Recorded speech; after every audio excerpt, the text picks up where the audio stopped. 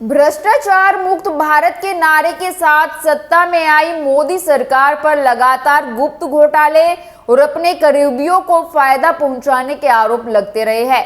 आपको तो पता ही है, 7 एयरपोर्ट 2020-21 के बीच में 50 साल के लिए पीएम मोदी जी ने टेम्पो मैन यानी गौतम अडानी को बेच दिए हैं। अब मोदी जी को अपनी मित्रता निभानी है तो अडानी के लिए एक चुनावी गिफ्ट तो बनता ही है। इसलिए मोदी जी अडानी को चुनाव के बाद एक बहुत बड़ा गिफ्ट देने जा रहे हैं। जी हां, मोदी जी की योजना वक्त से पहले लीक हो गई। नमस्कार दोस्तों, मैं हिमांशी कश्यप आपके साथ। आप देख रहे हैं जनता की आवाज। आगे बढ़ने से पहले इस वीडियो को लाइक करें, शेयर करें और अगर पहली बार जनता की आवाज न्यूज चैनल को देख रहे हैं तो चैनल को सब्सक्राइब भी करें और घंटी जरूर बजाएं, चैनल की भी और सरकार की भी। आज की नेशनल मीडिया के मुकाबले में जनता का साथ दीजिए और उसकी ताकत बनिए, जनता की आवाज बनिए और हो सके तो इसके लिए चैनल को ज्वाइन भी करें। कांग्रेस महासचिव जयराम रमेश ने एक्स पर ट्वीट किया, जिसमें उन्होंने कहा, निवर्तमान प्रधानमंत्री की कृपा ने पहले ही अडानी ग्रुप को देश का एकमात्र प्राइवेट एयरपोर्ट संचालक बना दिया है। अब अडानी ने अन्य 25 हवाई अड्डों को बेचने की मोदी सरकार की दुष्टता से भरी योजना को लीक कर दिया। करदाताओं के पैसे से बनाई गई ये सार्वजनिक संपत्तियां टेम्पो मैन को कोड़ियों के भाव बेची जा रही है। जयराम रमेश ने कहा कि सत्ता में आने जा रही इंडिया गठबंधन की सरकार मोदानी घोटाले की कठोर जेपीसी जांच कराएगी।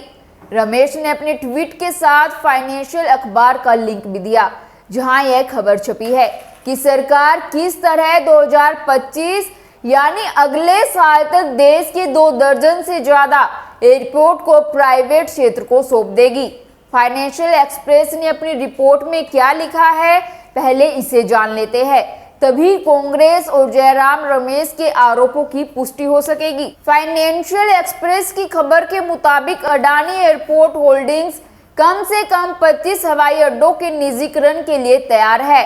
अडानी एंटरप्राइजेस की प्रेजेंटेशन के मुताबिक सरकारी कंपनी भारतीय हवाई अड्डा प्राधिकरण 2025 तक देश के 30 से 35 हवाई अड्डों को निजी क्षेत्र को बेचने या सौंपने के लिए टेंडर जारी करेगी। अडानी एयरपोर्ट होल्डिंग सरकारी टेंडर प्रक्रिया में भाग लेकर अपने पोर्टफोलियो में और अधिक एयरपोर्ट को जोड़ेगी। आपको बता दें कि अडानी की कंपनी AAHL को 2019 में कुछ एयरपोर्ट सौंपे गए थे, जिनका संचालन वो कर रहा है। ये है त्रिवेंद्रम, मंगलुरु, अहमदाबाद, जयपुर, लखनऊ और गुवाहाटी हवाई अड्डे। यानी मोदी जब दूसरे कार्यकाल में प्रधानमंत्री बने तो सरकार ने सरकारी हवाई अड्डे को बेचा, जिसका सबसे बड़ा खरीदार अडानी समूह था। 2021 में अडानी की कंपनी ने मुंबई एयरपोर्ट को भी हासिल कर लिया। मुंबई हवाई अड्डा उसने GVK समूह से लिया था। अब अडानी की कंपनी भारत में कुल यात्री यातायात का 23% हिस्सा नियंत्रित करती है, यानी पैसेंजर ट्रैफिक का 23% हिस्सा अडानी के पास है। रिपोर्ट के मुताबिक 30 से 35 सरकारी एयरपोर्ट लोकसभा चुनाव 2024 के बाद बिकेंगे। अखबार ने अडानी एंटरप्राइजेज के उप मुख्य वित्तीय अधिकारी सौरभ शाह को कोट किया है। सौरभ शाह ने कहा, हम निश्चित रूप से निजीकरण के लिए आने वाले हवाई अड्डे को देखेंगे और यह चुनाव के बाद होगा। हम उन हवाई अड्डों में परियोजनाओं के लिए 100% बोली लगाएंगे, जो हमारे नेटवर्क की मुख्य ताकत है, जिन्हें हम विकसित करना चाहते हैं। देश के चुनिंदा सरकारी एयरपोर्ट पर अडानी सहित निजी क्षेत्र की तमाम कंपनियों की नजर है। इनमें चेन्नई, भुवनेश्वर, अमृतसर और वाराणसी जैसे प्रमुख एयरपोर्ट है। इनके अलावा धर्मशाला और झारसुगुड़ा जैसे छोटे हवाई अड्डे भी शामिल है। इनमें कुछ एयरपोर्ट पर हाई वॉल्यूम पैसेंजर ट्रैफिक है। राहुल गांधी अडानी को सरकारी एयरपोर्ट सौंपे जाने का मामला कई बार उठा चुके हैं।